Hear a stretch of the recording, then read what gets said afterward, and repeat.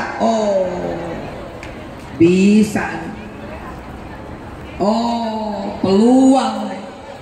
Karena Sulaiman kemudian ketika dia reborn, ketika Sulaiman kemudian lahir kembali, ternyata Allah menceritakan tentang Nabi Sulaiman 5 ayat lebih panjang ketika Nabi Sulaiman mewarisi Daud.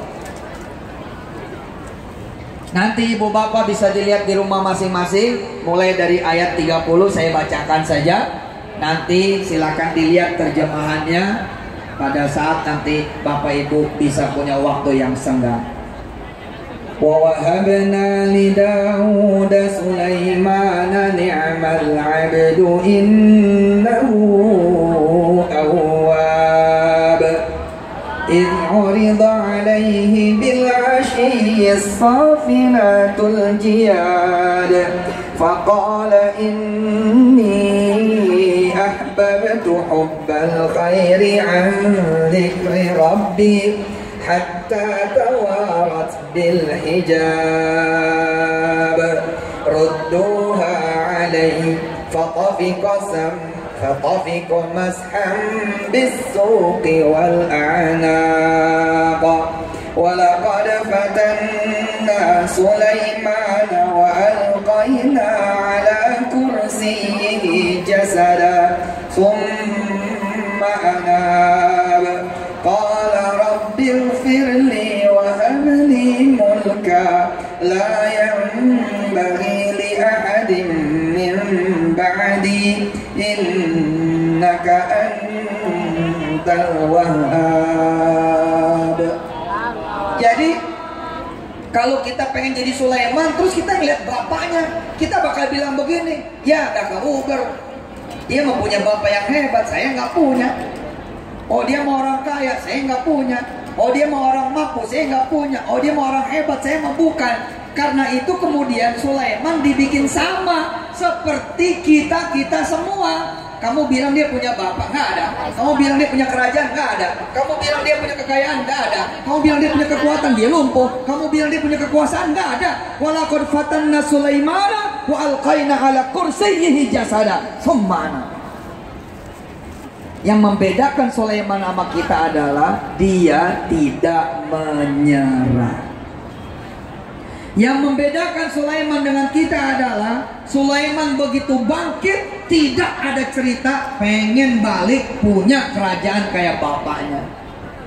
Dia kemudian meminta kepada Allah kerajaan yang baru, yang tidak sama dengan bapaknya, lebih hebat dari bapaknya, bahkan kemudian memiliki kerajaan yang tidak bakal dimiliki oleh orang-orang setelahnya. Ini cerita tentang impian, bukan cerita impian orang-orang biasa.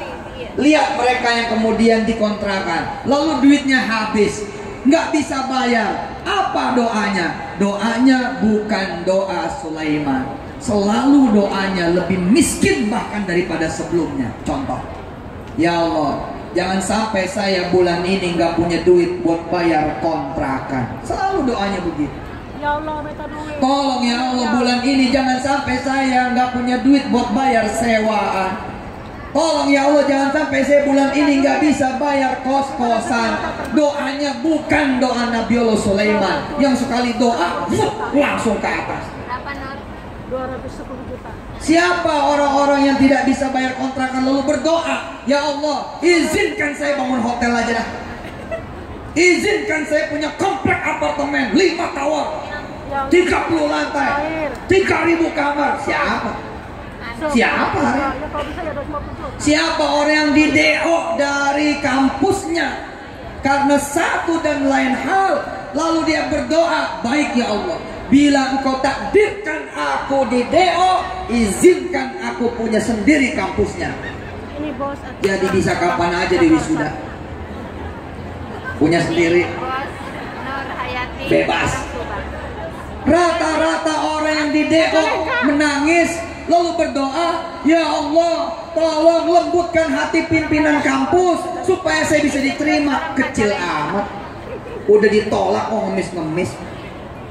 Rata-rata orang-orang yang tidak diterima di negeri, doanya apa? Ya Allah, jangan sampai saya tidak kuliah, biarin dah. kerja apa? Kuliah di kampus yang jelek nggak apa-apa, swasta yang jelek nggak apa-apa. Kok doanya kecil betul? Kenapa tidak berdoa, ya Allah, mudah-mudahan saya malah bisa diterima di Harvard, malah bisa diterima di Boston, malah bisa diterima di Uni Emirat Arab, malah bisa diterima di Madinah University. Sekalian ketika ditolak di dalam negeri, minta sama Allah supaya bisa diterima kuliah di luar negeri. Tapi kebanyakan orang tidak begitu. Alhamdulillah, saya bersyukur bahwa tidak penting kita adalah orang-orang yang kaya, orang-orang yang berilmu, orang-orang yang kemudian punya keluarga hebat, orang-orang yang punya teman-teman yang juga hebat, orang-orang yang punya duit, orang-orang yang punya network. Nggak penting banget. Yang penting buat kita adalah kita punya Allah. Titik. Titik udah. Ibu bapak percaya? Ibu-ibu ini kalau doa tiap malam minta sama Allah, di rumah saya bisa bangun pesantren, demi Allah 3 tahun pesantren itu akan berdiri dengan cara-caranya Allah. Tapi kemudian siapa yang mau berdoa? Mau berdoa buat dirinya sendiri aja males. Enggak, kecil, dikit, sempit, pendek, nggak ada.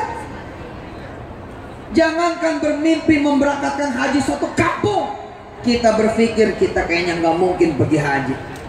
Saya kayaknya sampai mati bakal di Taiwan. Padahal kan habis dari Taiwan kita bisa ke Taitung, Taitri, Taiwan. Ya naik lah, masa Taiwan dulu. Sekali-sekali nanti ke Taiwan gitu kan. Ke Taiwan. Nggak ada urusan sama kemampuan. Ayat ini, cerita pertama ini membuktikan kepada kita semua bahwa Nabi Sulaiman justru punya cita-cita tingginya itu di saat dia jatuh. Mbak jatuh nggak? Enggak. Lagi punya kerjaan. Mas jatuh nggak? Enggak. Lagi di negeri orang, hebat, kameranya bagus-bagus, handphonenya ada yang pakai iPhone 11. Coba mau bazir kan iPhone 1 aja, ngapain? iPhone 11 nggak kepake. Nah, ayo ikutin. Qala rabbighfirli wa habli mulka la yanbaghi li ahadin min ba'di innaka antal wahhab. Ikutin saya. Nggak boleh. Ayo mana suaranya? Nggak boleh. Kita minta naik gaji. Ngapain? Kita minta punya pabrik. 1000 karyawan. Minta kok naik gaji, ngusahain naik gaji, minta tolong manusia pula lagi.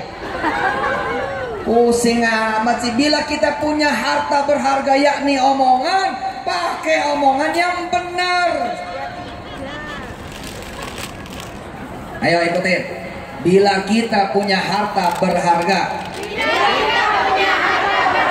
yakni omongan, enggak boleh omongannya kecil. Kudu gede, kudu besar, kudu tinggi, kudu menggelegar. Nggak boleh minta gaji naik. Ngapain kecil amat sih? Bilang sama bos dong, bos pabriknya bisa dijual nggak? Mau saya beli nih. Ikutin Sulaiman. Sulaiman ketika jatuh nggak minta balik. Ngapain minta balik? Coba orang yang merangkak dari honorer jadi karyawan tetap, kasir misalnya, terus naik jadi manajer karena sesuatu kesalahan, lalu dia di PHK. Dan itulah cerita Sulaiman. Itu cerita Sulaiman ayat 34. Walaqad fatanna Sulaiman wa alqaina ala kursiyyihi wa alqaina ala kursiyyihi jasada thumma anab. Orang dari honorer jadi karyawan tetap, naik jadi manajer, punya kesalahan, lalu di PHK. Doanya, apakah doa Sulaiman? Apakah bukan doa Sulaiman? Kita tahu jawabannya.